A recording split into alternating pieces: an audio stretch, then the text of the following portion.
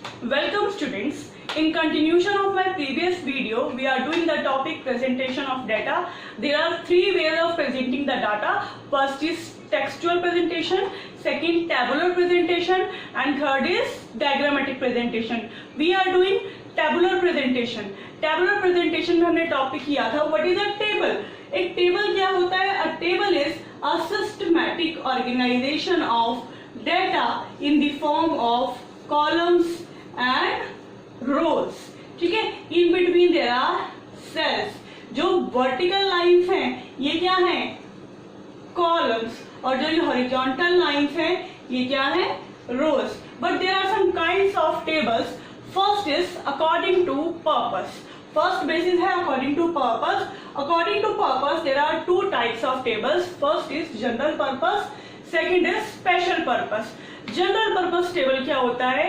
Which is of general use, जिसे हमने किसी स्पेशल पर्पस के लिए क्रिएट नहीं किया उसे हम जनरल पर्पस टेबल कहते हैं. फॉर एग्जाम्पल आपके पूरे स्कूल का डाटा जब हमने एक टेबल में लिखा जिसमें हमने ईच एंड एवरी क्लास के number of students, number of boys, number of girls, हमने सब कुछ मेंशन किया तो वो है जनरल पर्पस डाटा. उस डाटा से कोई भी क्लास टीचर अपनी क्लास का डाटा रिट्राइव कर सकता है. क्लियर? तो वो कौन सा डाटा हुआ?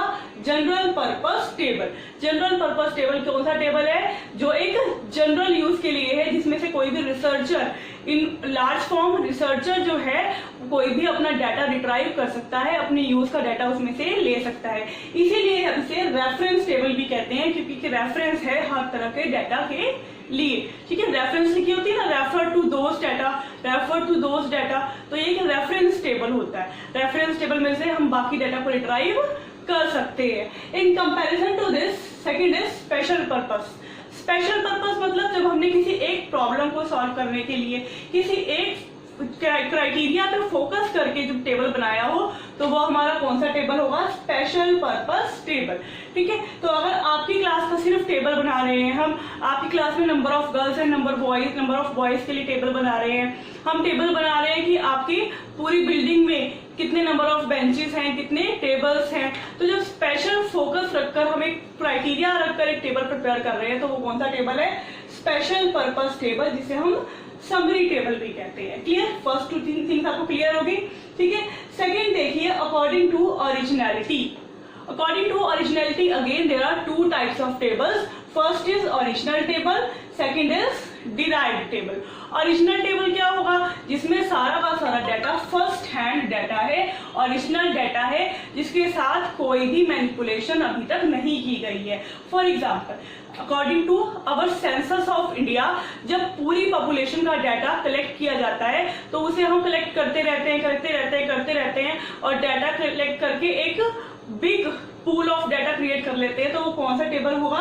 ओरिजिनल टेबल होगा. ठीक है, सेंसस कब हुआ था? 2011 में. तो नेक्स्ट कब होगा? 2021 में. क्यों? क्योंकि ये 10 ईयर्स बाद होता है. तो जो सेंसस के अकॉर्डिंग डाटा कलेक्ट हो रहा है कौन सा डाटा होता है? ओरिजिनल टेबल में कलेक्ट हो रहा है. क्लियर?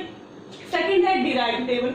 अगर हम सेंसस में से डाटा को रिट्राइव करते हैं, हमने उसमें से डाटा निकाला और देखा कि उसमें पॉवर्टी की परसेंटेज निकालना चाह रहे हैं, हम अनएम्प्लॉयमेंट की परसेंटेज निकालना चाह रहे हैं, एजुकेटेड पर्संस की रेशियो, अनएजुकेटेड पर्संस की रेशियो, मतलब हम पूल ऑफ डाटा में से कुछ डाटा को रिट्राइव करके एक नया टेबल बना रहे हैं, उस डाटा की फॉर्म को चेंज कर रहे हैं और नया टेबल हम प्रिपेयर कर रहे हैं. तो वो कौन सा टेबल है? Derived table. Clear? These two things are also clear to you.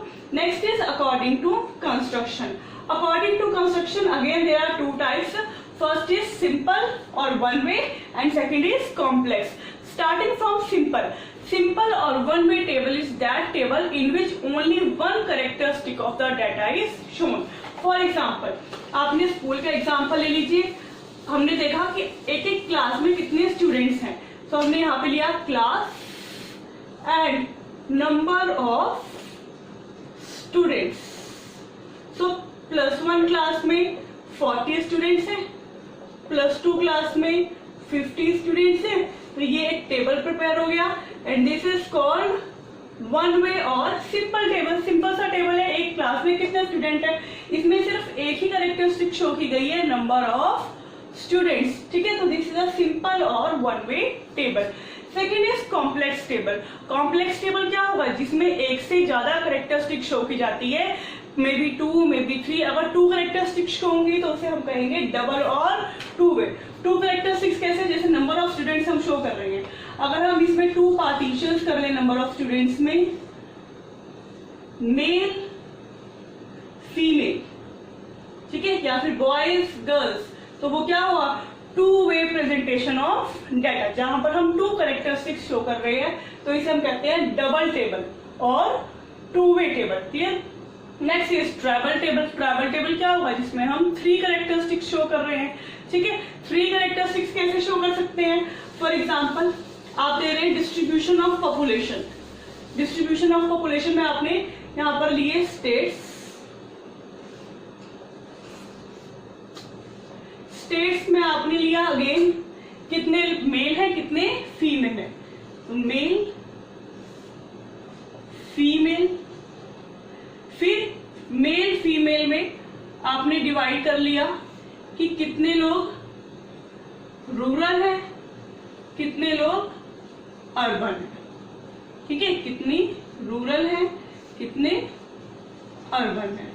Again आप यहां से रूरल अर्बन में डिवाइड कर रहे हैं, कितने लिटरेट हैं कितने इलिटरेट हैं, कितने लिटरेट हैं कितने इलिटरेट हैं, कितने लिटरेट हैं कितने इलिटरेट हैं, ठीक है। आप इसे जब फर्दर डिवाइड कर दिया तो ये कौन सा हो गया, ट्रैवल टेबल, जिसमें हम 3 कैरेक्टरिस्टिक शो कर रहे हैं। फर्स्ट कैरेक्टरिस्टिक्स हो गई मेल फीमेल की, सेकंड हो गई रूरल अर्बन की, और थर्ड है लिटरेट और इलिटरेट की। तो ये कौन सा टेबल है, travel table. Next is manifold table. Manifold table में सिंपली जब हम 3 से भी ज्यादा कैरेक्टरिस्टिक्स को शो करते हैं तो उसे हम कहते हैं मैनीफोल्ड टेबल। अगर हम इसमें भी आगे डिवाइड कर लें, literate up to which class, ठीक है, up to 10th up to 8th, तो अगर हम इसे और डिवाइड कर लेते हैं, प्राइमरी कितने हैं, ठीक है, 10th तक कितने हैं, 12th तक कितने हैं, तो वो क्या हो जाएगा, manifold table. Another aspect is classification of data and tabular presentation. Our first classification is qualitative classification. Qualitative classification means according to some quality when data are classified. Some persons are skilled, some persons are unskilled. So if we are talking about an organization in which there are persons, some are from rural areas, some are from urban areas, and then we are dividing them into skilled, unskilled, skilled, unskilled. Then this will be called qualitative classification. Clear?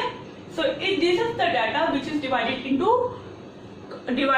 parts according to some quality. Maybe some persons are honest, some persons are dishonest, clear, educated, uneducated. So these are the qualities on the basis of which data can be classified. Second basis of classification is quantitative classification of data.